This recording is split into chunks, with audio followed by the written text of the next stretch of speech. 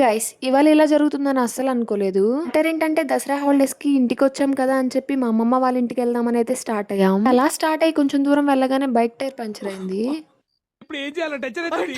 Tension పడకు మామ, please కూల్గా ఆలోచిద్దాం. ఏం చేయాలో అర్థం కాక ఫస్ట్ అయితే మా అన్నకి కాల్ చేసి చెప్పాను. మా అన్న రావడానికి అయితే 30 మినిట్స్ పడుతుందని చెప్పాడు.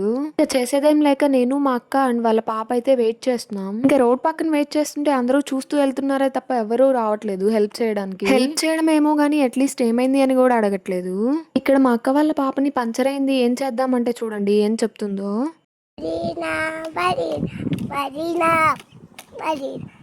మా అన్న రాగానే మా అక్క వాళ్ళని మా అన్నతో ఇంటికైతే పంపించేశాను. నేను కూడా పంచర్ వేయించుకుని ఇంటికైతే వచ్చేసా. మీకు ఇలా ఎప్పుడైనా జరిగి ఉంటే కామెంట్ చేయండి. ఆ ఎండలో వచ్చేసరికి అయితే నా పని అయిపోయింది.